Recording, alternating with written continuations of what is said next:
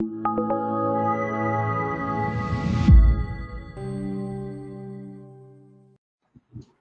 right, well, we have a lot of material to cover today, so let's get this event kicked off. Good morning, afternoon, or evening, depending upon where you are joining us from in the world. My name is Tom Tansey. I'm the chairman of the SunSpec Alliance and your master of ceremonies today. And so you found yourself to the SunSpec IEEE 2030.5 / SAE 3072 profile working group kickoff meeting. Now, that is a heck of a mouthful of words. So in a nutshell, what we will be endeavoring to do here is to merge the communication capabilities of the IEEE 2030.5 system with the SAE 3072 charging system. And so this is obviously an ambitious endeavor, and it's going to involve a variety of different participants, both from the Society of Automotive Engineering, from SunSpec, and from other walks of life as well. This is our very first working group of this type, where we're working with cross initiatives amongst various other industry alliances and standards making bodies. And so we're very pleased that you could be here. Like all SunSpec meetings, this one will be governed by our antitrust and intellectual property sharing provisions.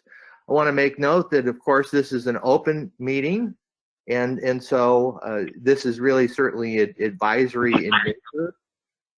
However, since there are a large number of SunSpec members here participating, we always make sure, out of an abundance of caution, to make sure everyone knows what the ground rules are.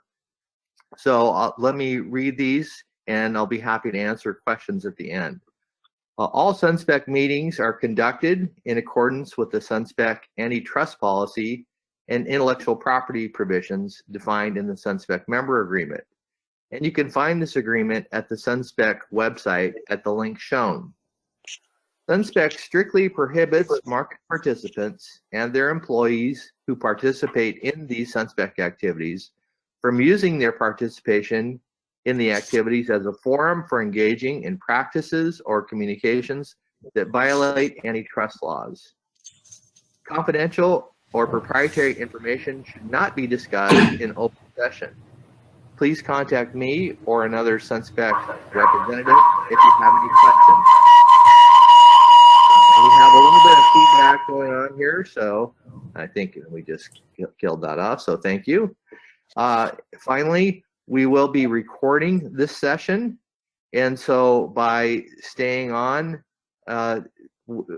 after this introduction, you are consenting to potentially having your voice recorded if you speak up. And with that said, now would be a good time, if you don't agree with any of these provisions, to exit the meeting. We certainly hope that you can stay and participate with us. All right. And what happened here?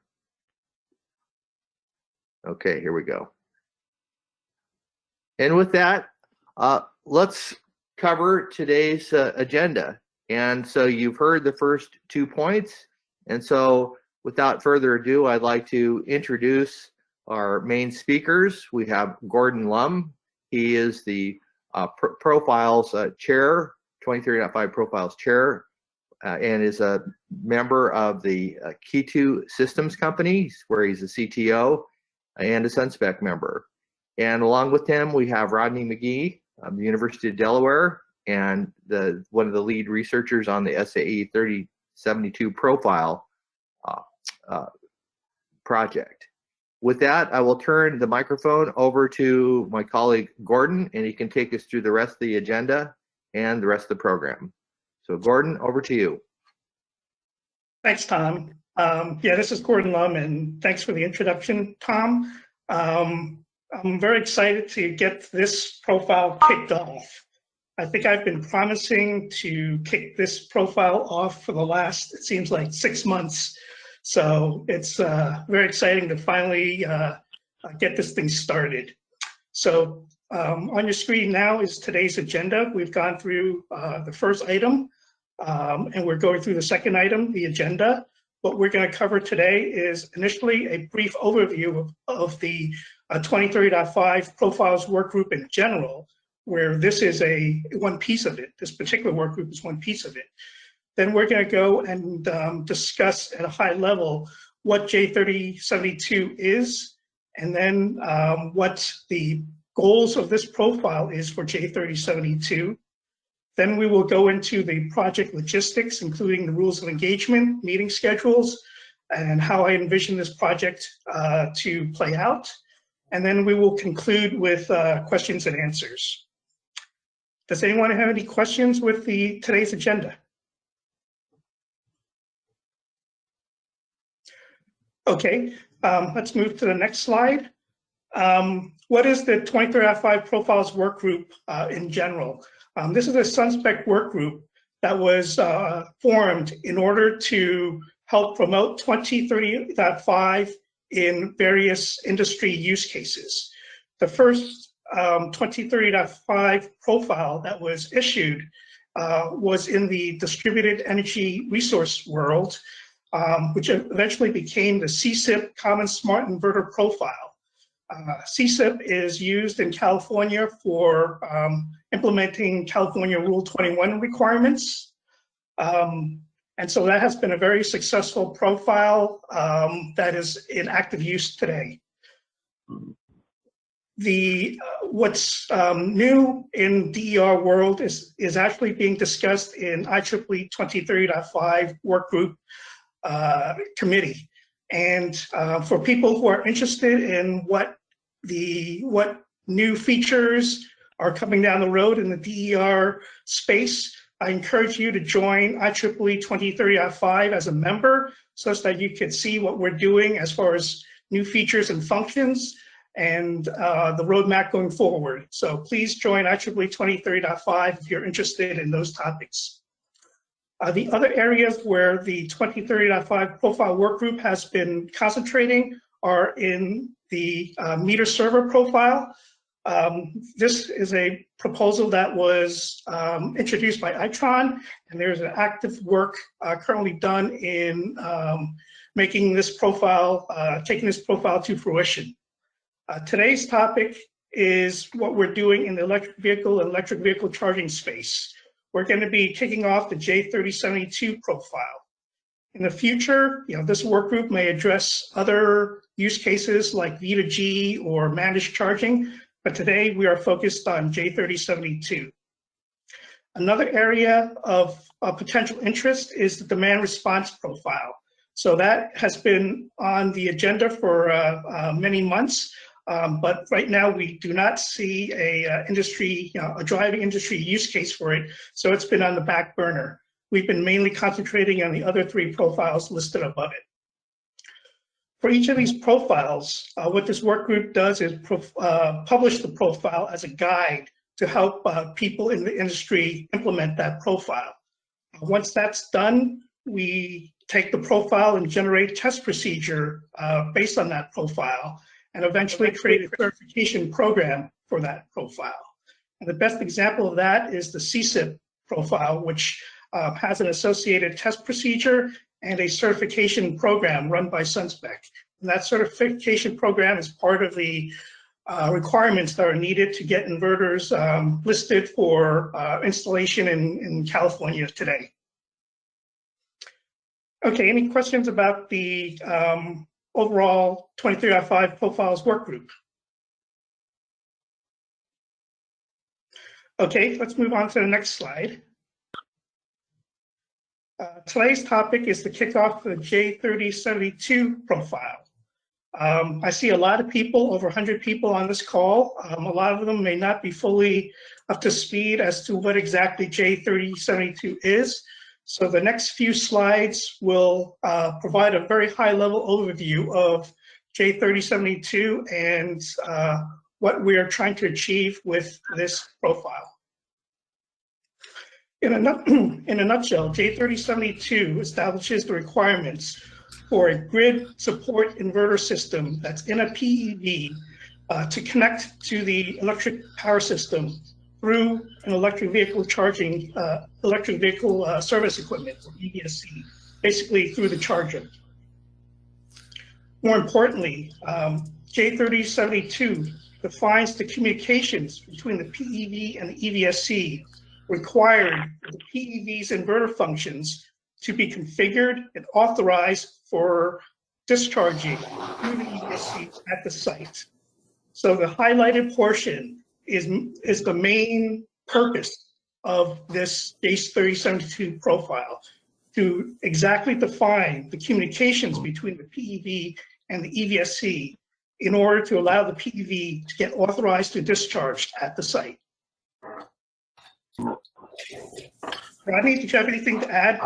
Yeah, yeah, it's a good place. Yeah, so just the thing to add, if you're thinking, just thinking about the basics here, what we're talking about is an AC EVSE, which that's basically like, the charging station. But for an AC EVSE, all it has really in it is, and it might be time to flip to the next chart,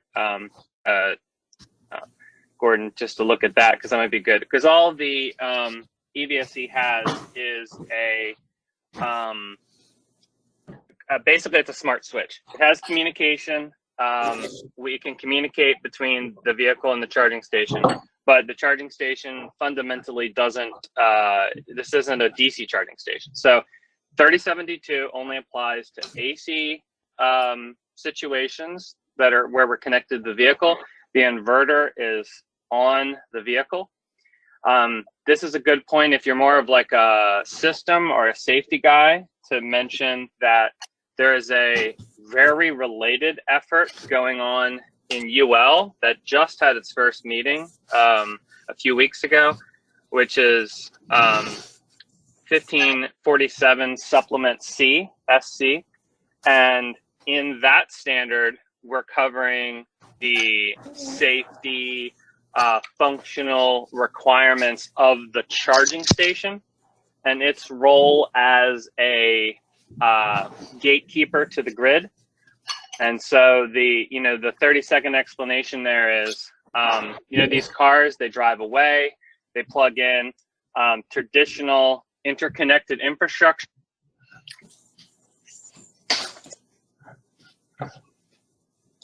Are you still there? Oh, yeah, I got muted for a second, but that's fine. Normally, inverters are like a permanently installed piece of infrastructure, right? Here we have an infrastructure that drives up, and so the functions of the charging station the functions inside the charging station described in both in 3072, but also in 1547 SC, will describe the safety and functional construction requirements. And there's just one kind of takeaway on that is that, if the car is not authorized to backfeed or starts backfeeding when it shouldn't be, or in a way that is not allowed, in other words, maybe really bad quality power, or it's supposed to be discharging, but it's charging, something like that, there's basically steps that the charging station can do. And of course, the charging station ultimately can disconnect the vehicle. And so that concept is being worked under that UL document. What we're covering in this standard is how do we take the site-specific settings that are very local and transfer those requirements into the inverter on the vehicle, and then make sure the inverter is one of a type that is allowed at that location. And then that's kind of the high level. So in case you're wondering, this isn't about DC charging stations, and it is mainly for when we have the inverter on the vehicle and it's connected to its grid tied, current mode inverter that's not for backup power either. So it's the grid connected AC case. Hey, this is Tom. I have a clarifying question. So, plug-in electric vehicles or PEVs. So, are these typically passenger vehicles, or would this cover other types and classes of vehicles as well? So in the next sort of slide, we might go back and forth between these ones, but in the next slide, we kind of talk a little bit about it. Mainly, we're talking about vehicles which use the J3072 connector or a compatible kind of system to that. Those use 2030.5. I will say that a lot of passenger vehicles use that connector. However, a lot of medium and heavy duty vehicles also use J3072 because up until recently, it was really the only option for AC charging in North America, other than maybe some proprietary connectors that are very popular. But the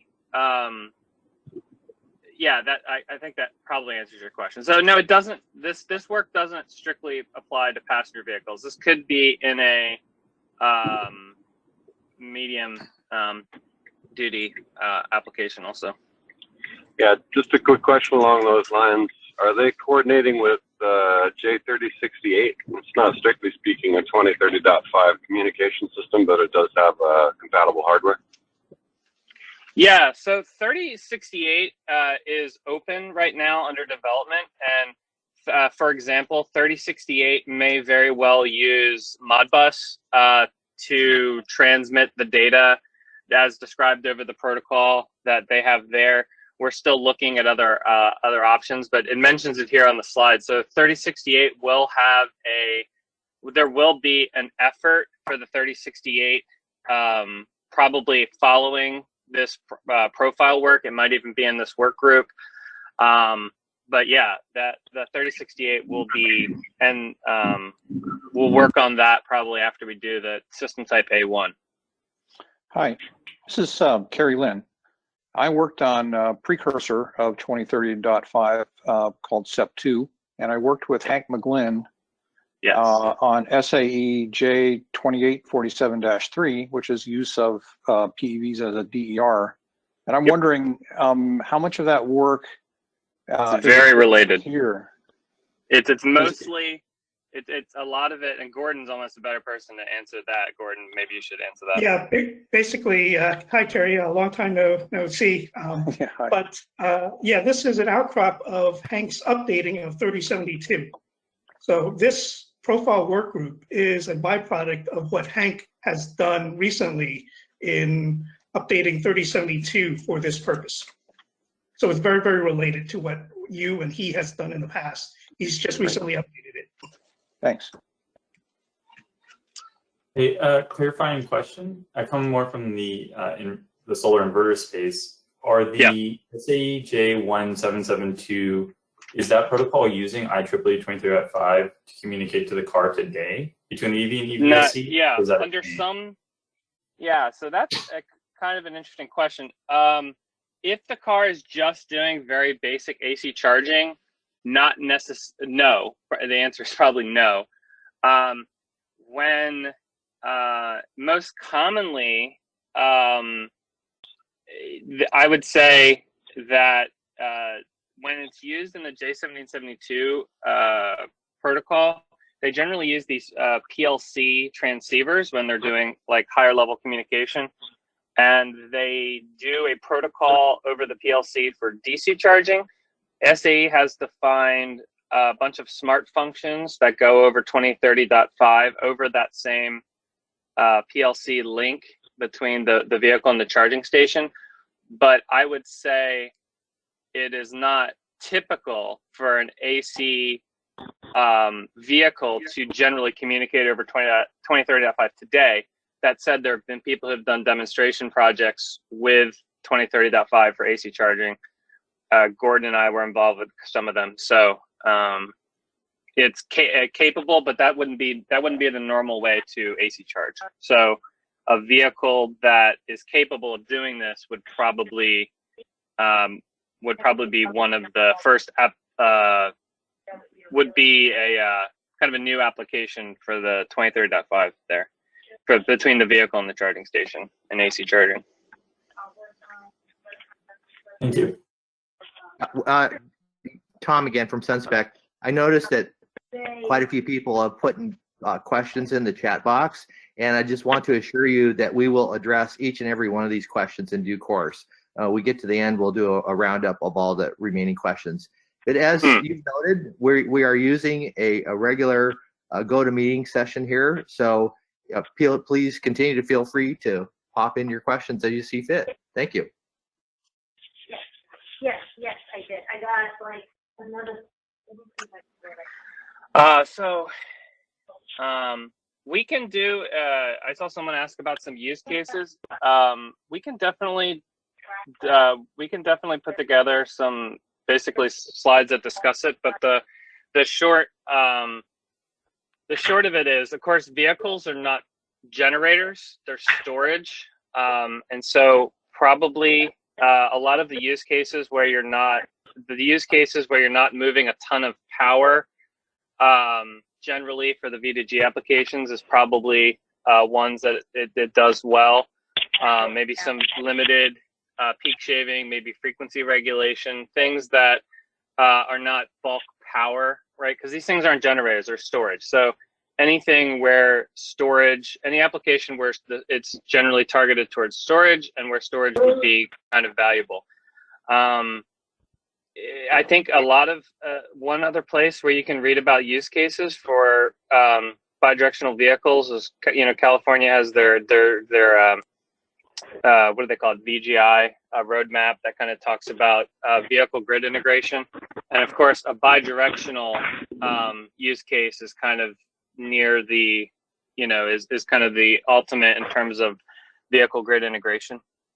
But that's the 30-second answer, but there's a lot more details. We can go into it another. Yeah, Rod, can you go back to the previous slide?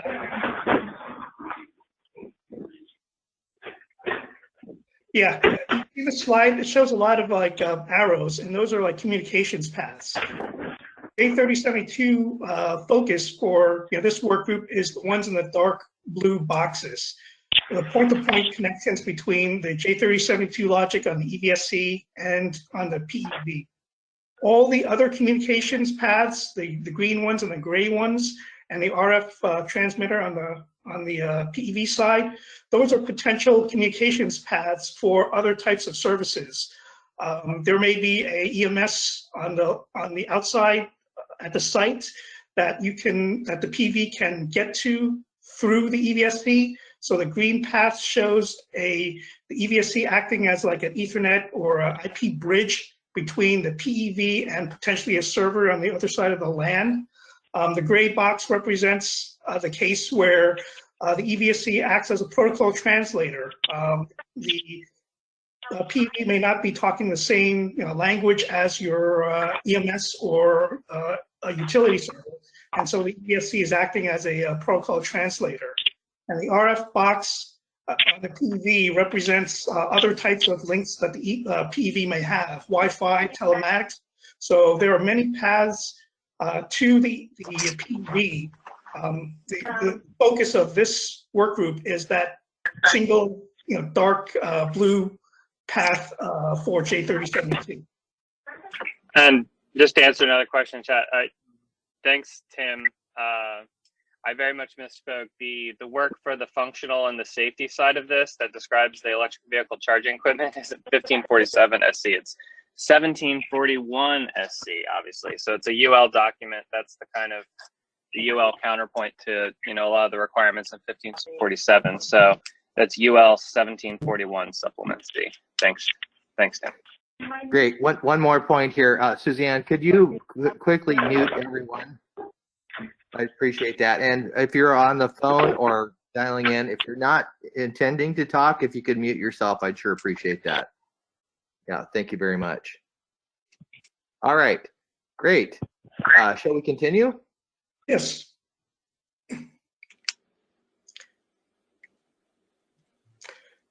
Okay, basically this slide describes the messaging interaction between the PEV and EVSB in order to get authorized for discharge. This is a very high-level description, And the purpose of this profile work group is to flesh out all of these steps in great detail and with exact message examples. But in a nutshell, the PEV first plugs into the EVSC and establishes communications. Then the PEV obtains the site limits information from the EVSC. So EVSC says, these are the limits for this particular site.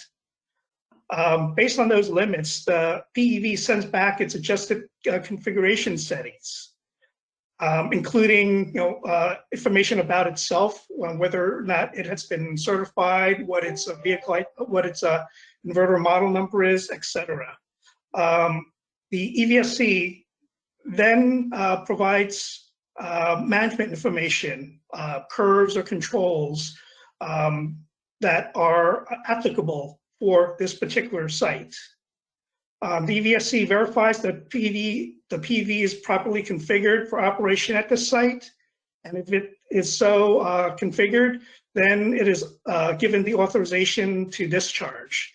And once that happens, the PEV continuously verifies that it is still authorized to discharge at a 1-second rate. So those are the basic high-level communications interactions between the PEV and the EVSC in order to get authorized. And this work group will flesh all of these steps out. Any questions? Okay, in J3072, there's an Appendix C, which maps all the IEEE 1547 objects and other information objects used by J3072 to the equivalent IEEE 2030.5 resources. So this appendix is the basis for generating this profile. Okay, next slide. Okay, so that concludes the summary of J3072. Does anyone have any questions about that before we get into the goals of this working group and the profile? Seen a couple questions on this, so I'll just answer them. Yeah, just to mention again, this is for grid-tied applications, not off-grid applications. That said, there are efforts that are ongoing within SAE, and it's even being discussed in some UL applications of how we could have an AC vehicle be used for vehicle to home. That's kind of still an open question. For the best way to do that, standards and requirements. It's definitely possible. I have it at my house, but because we do a lot of university research projects. But I would say right now there are off-the-shelf V to H options, but they usually use DC because, again, the standards questions are a bit easier there because you can put all of the sites, you can put everything in the charging station. There might be ultimately a higher cost there, and so AC is also being looked at, but this effort is going to be for grid-tied applications, not emergency backup applications, but it's very much being worked in other standards. Maybe this is a good time to just sort through the questions that we've received so far in the chat. One is about the IEEE 2030.5 technical working group, and to clarify, this is an entity or company-based project, and so you need to be an entity member to participate. Individual membership in IEEE will not suffice in this case. Jeff Bosch asked, he says, discharging an EV to the grid seems counterintuitive. Can you describe a use case or two when this would occur? Yeah, so we can probably make some slides about that. I mentioned it briefly. There was actually some good answers in the chat about that farther down. Got it. Okay. So I would say we're good on that question. Good. We got Tim. We got Tim's thing covered, and we mentioned the thing about home battery a couple times. Oh, OCPP. So OCPP describes the interface between the charging station and, back-end service. It doesn't tell you how you talk to the car. And so what the result of this work could be used in conjunction with OCPP, meaning, you know, if there was a bidirectional vehicle connected to the charging station and OCPP wanted to communicate that, that's something that I know they've thought about doing. I know they've done some work in that area. I wouldn't say it's complete, but yeah, this is a different part of the link. This is between the charging station and the vehicle, not between the charging station and the outside world, which is more OCPP. All right, and John Berner just popped in a question. Can you provide info on the DC V2H standards? I understood J3072 combo standard does not support bidirectional DC connections. So I'm not an expert in that area, but I will say that a lot of people are, I think CHAdeMO is the most common V2H application, simply because it's been out there for probably 6 or 7 years now, 5 years. All of the standards involved with the J3072 combo and its European equivalent, the CCS2 Type 2 connector, there's ongoing standards that are in the IEC that are being worked on to make those bidirectional, that are in draft form. And Gordon, you might know a little bit more about the SE side of things. I think there might be some stuff published already there, but I'm more of an AC guy, to be honest. Okay. Yeah, so we'd have to probably get back about that, but I know a lot of that stuff is in progress. Great. Okay. Well, let's carry on here in the interest of time. I'll go back one slide, please. Okay. Yeah. So this is the project goal, to develop the equivalent of the CSIP guide for the J3072 profile. So, you know, this can be based on Appendix C of J3072. And we hope to remove ambiguity and minimize optionality in order to promote interoperability. That's one of the driving goals of creating a profile, is to make sure everything is clear. And when someone implements this, that's it's interoperable with others who implement this. So we try to remove as much ambiguity as possible and minimize optionality as well, in order to make sure that we promote interoperability. In order to do that, we will define all the messages between the PEV and the EVSC, including the sequence of messages, and including complete XML examples of all of the messages that are involved. So once we've done that, then we've created a profile.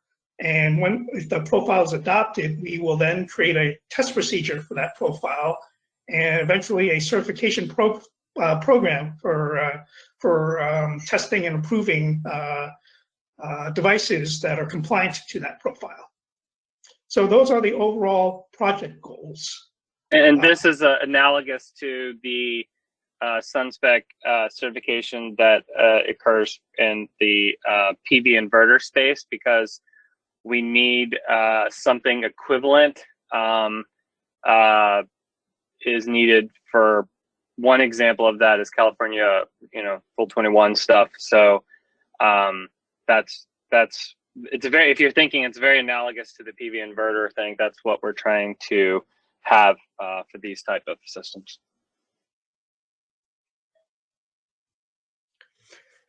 Okay, next slide. Okay, I've got a couple of items here that are not directly in scope for strictly J3072, but I want to throw them out there to see if there's any interest in defining them. First is the method that the EVSC uses to obtain the database of certified inverter system model numbers. So right now, in order for a PV to get authorized, he presents his information to the EVSC. EVSC then looks to make sure that the limits are acceptable. He also looks to see if the inverter's inverter model number has been approved and certified as compliant. So how does the EVSE get that information?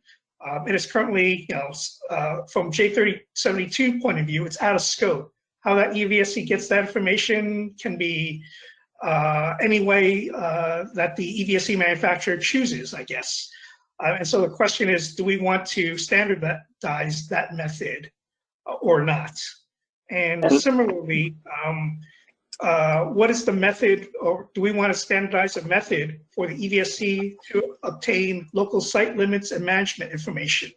And by management information, I mean DER curves and control. Management information, I believe, is the term that's used in IEEE 1547 for controlling, for sending curves and controls to devices. So right now, as part of the site information, the EVSE will provide the PEV with any deviations from the default curves and controls. How does the EVSE get that information? That is also strictly outside the scope of J3072, but maybe there is a desire to standardize how that is done as well.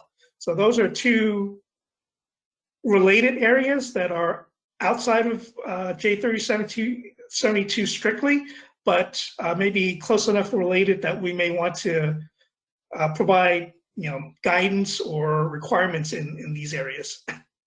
So just some practical things related to that. So,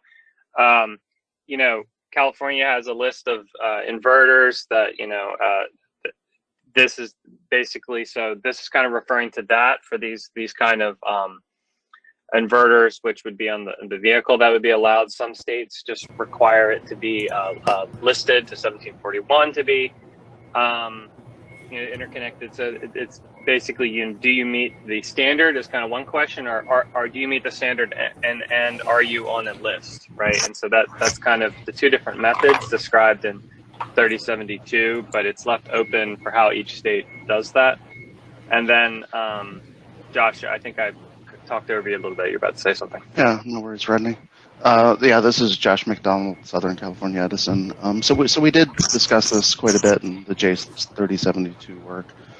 I'll just throw out some thoughts here. So the external communications from the EVSE to grab the ISM or the MRID for the EVSE, or obtaining the curves and stuff like that. We believe should be a requirement on the EVSE. It's hard for me to conceptualize how the communications between the EVSE and EV, which is 2030.5 for Type A1, and how this actual working group can define that. They need to be defined in the supplement SC. Of course, I don't think there is going to be any protocol-specific requirements for external communications from the EVSE. So it may just need to be some functional requirements or non-functional requirements rather than protocol-specific requirements. And we should focus probably on how and when the EV gets that information, the ISM and the curves and site settings from the EVSE via 2030.5. But we need to make sure that it doesn't get dropped between the various efforts going on in the various groups. There's a couple. We have a question in the chat box. Yeah, I was going to answer that. Gordon, could you define what a DER curve is? I know this is fundamental. That's a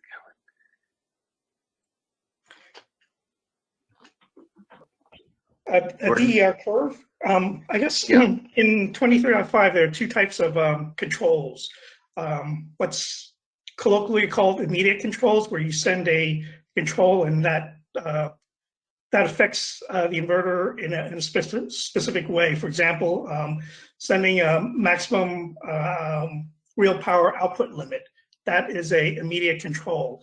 But there are other controls that are based on curves. So for example, volt var. So the inverter is commanded to change its reactive power output based on the voltage. So it is described by essentially an array of XY points that define the curve and how the inverter is supposed to operate.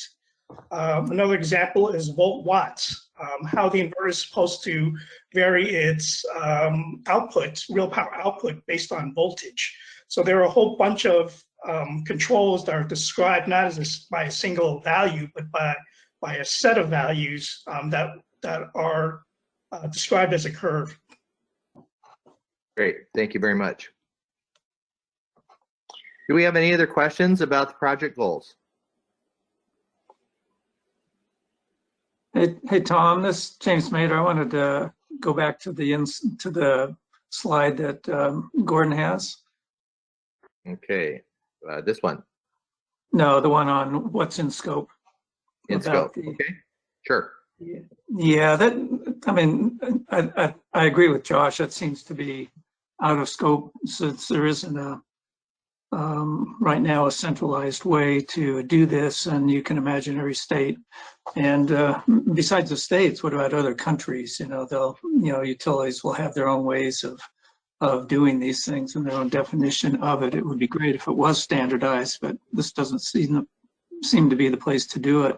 I wonder though if there could be something in here looking for certificates such as the certificate that says you're certified to whatever this new profile is going to be, and also maybe a 1741 SC certificate or some identification that an EVSE or the inverter has been certified to those standards. So that's my only comment. James, there is requirements within J3072 within the interface between the EVSE and the EV for the EVSE to provide the approval to discharge.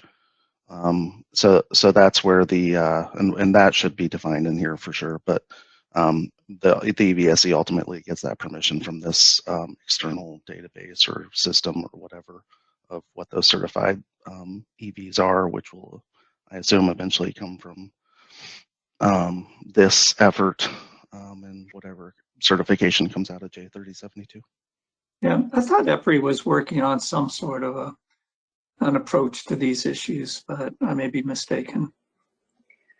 I think we talked about the encryption on that interface, so you could tie it to the certificate. You don't get a certificate for till it's certified.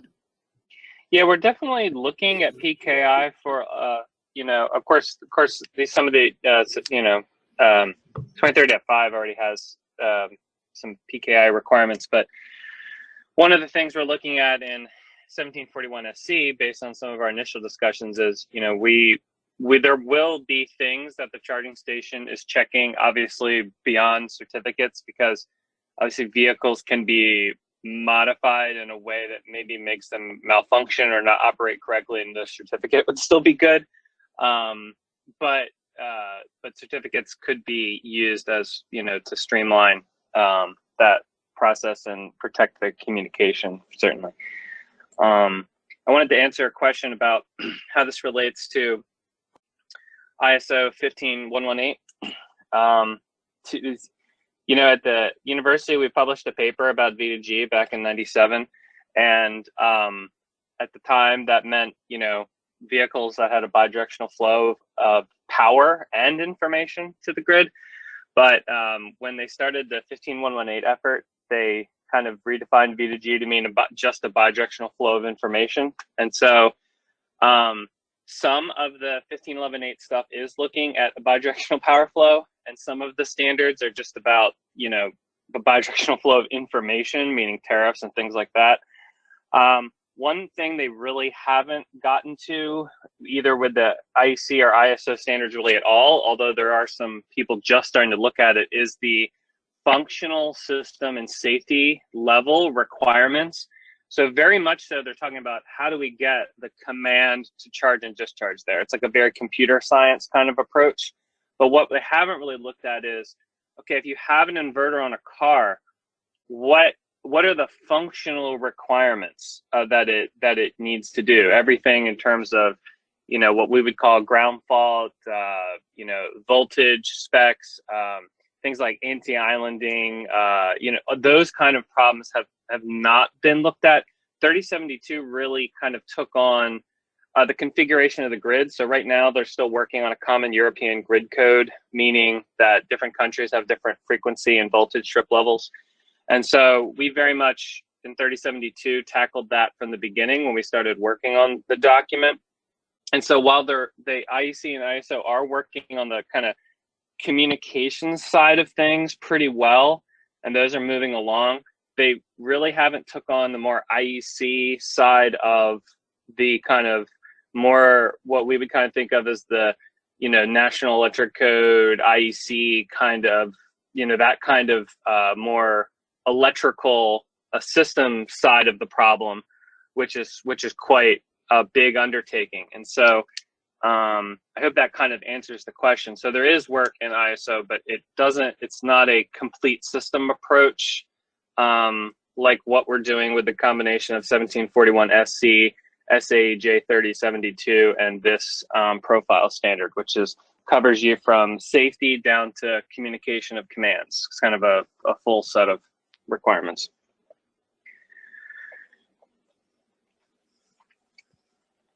Yeah, All right. The profile goes, I do have one question I didn't see an answer for. The limits of how much you can discharge, is that going to be set by the EVSE or set by the EV and passed to the EVSE? Yeah, the limits are very much site specific.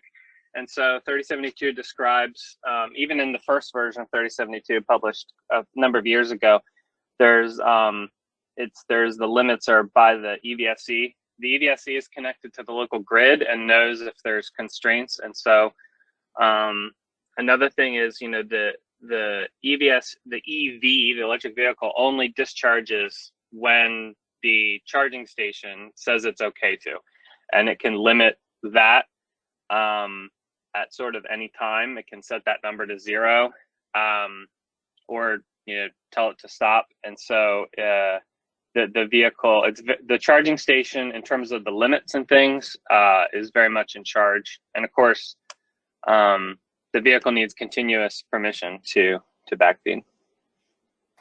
But isn't there a sort of a bidirectional contract here?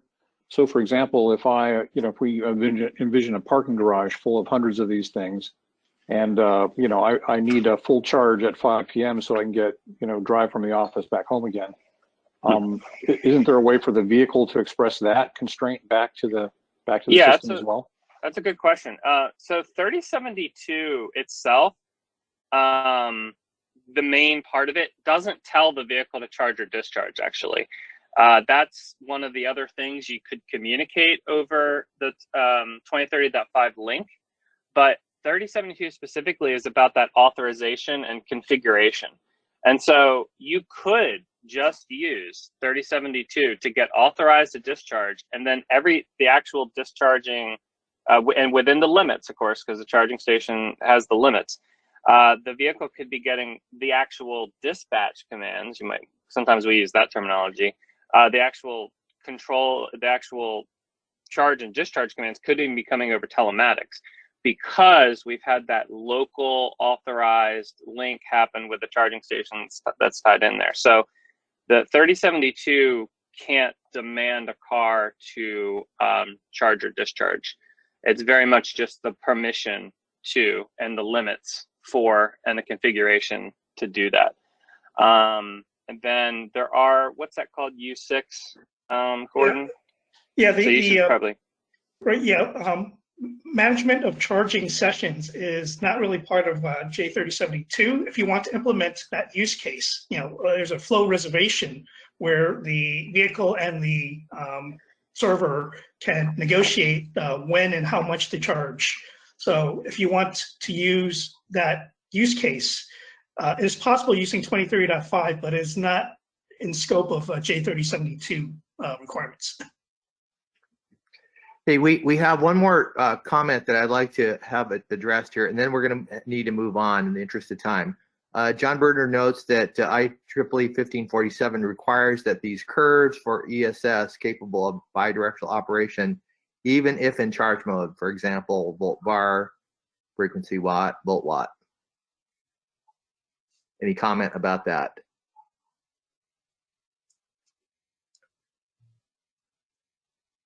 Okay, I think that's noted then. That's it. Well, that that topic is a very interesting topic. I think that's still, there are efforts to better cover storage. I don't think 1547 necessarily does the best job describing requirements on storage. And I think does anyone know the number of the 1547 document that's targeted towards storage that's currently being developed? But there is there. I think those kind of issues will be sorted out. 1547.9. .9, yeah. It's a guide though, it's not a standard. Okay, good point. So I think those kind of things are still open questions. At the end of the day, though, if the vehicle could just throw up his arms and say, I don't want to do this right now, I just want to do charging, and I'm not a grid integrated vehicle right now.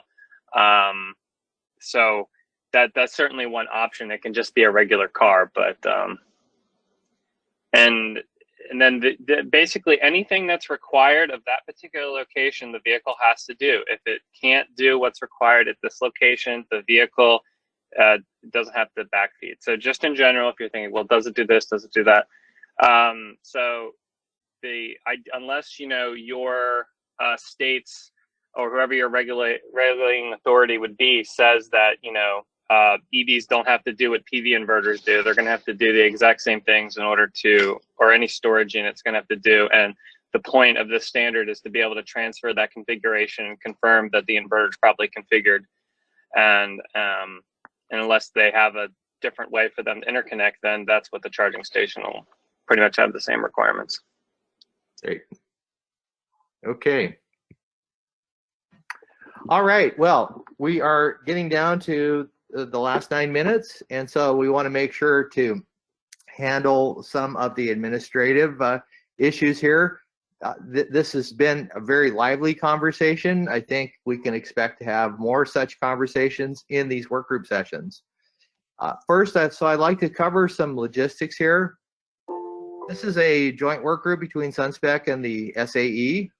And so we're going to have specific rules of engagement. We are coordinating with SAE on those provisions, on the IP provisions, to understand what's in the SAE membership contract, and we may be able to use SAE membership as a way of safeguarding IP provisions.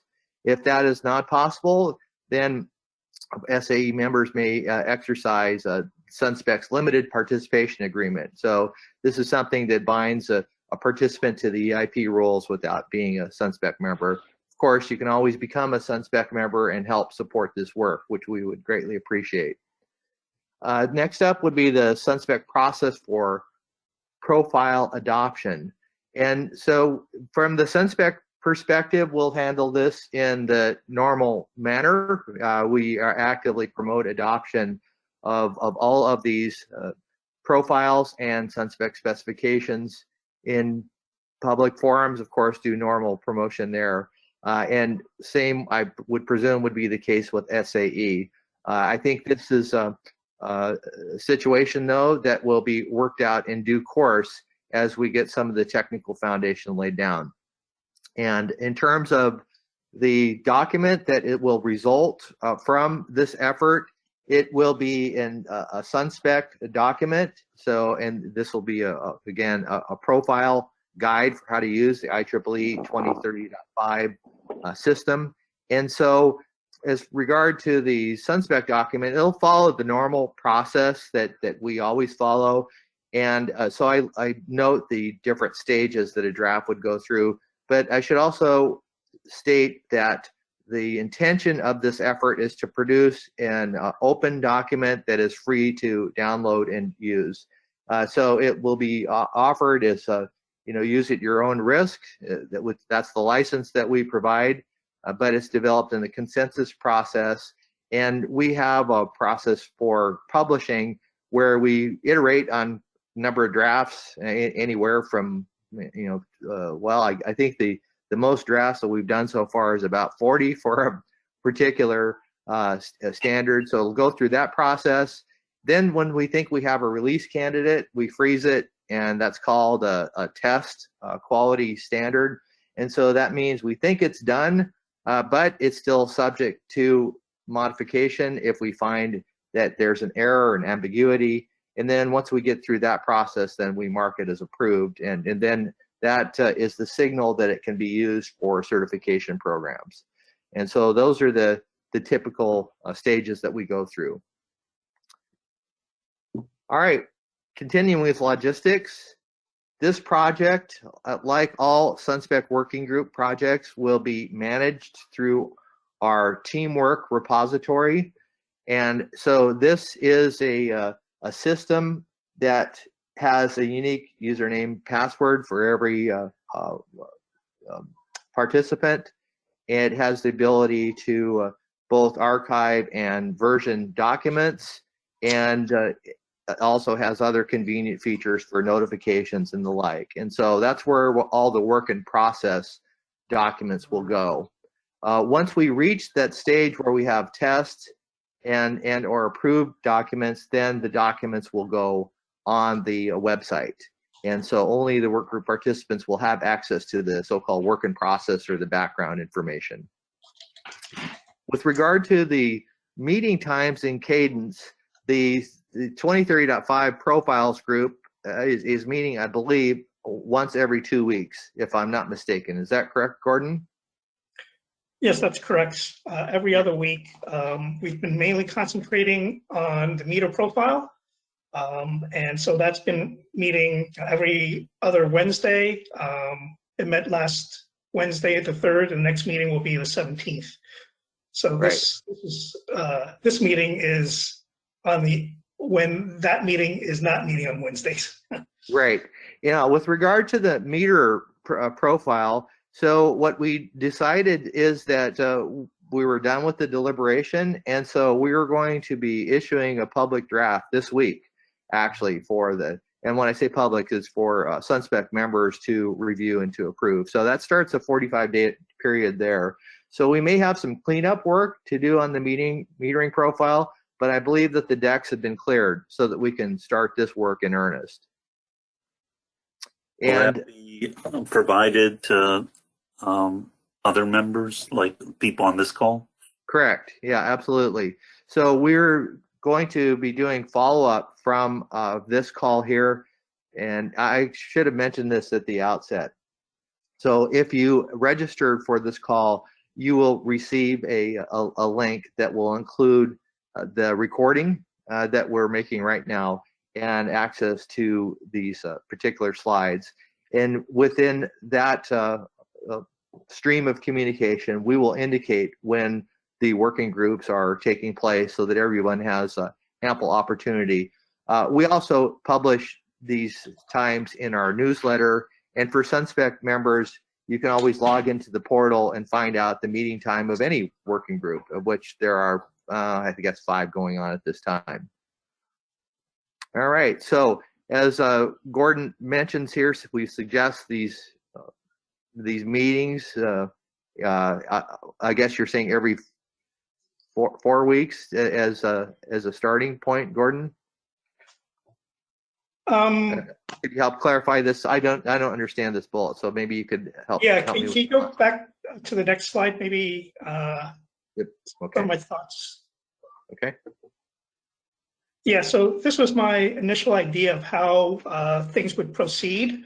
We have a small subgroup that was tasked with creating a initial draft. This meeting has over 120 members, so I doubt that we could be very productive with that many people. So I was thinking that there's a small, tiger team to at least to get the first draft out, and that could be meeting every week or so, or every 2 weeks in order to get that first draft. And after that first draft, then we could hold regular meetings to comment on the first draft every 2 weeks or every 4 weeks until we get a final draft proposal.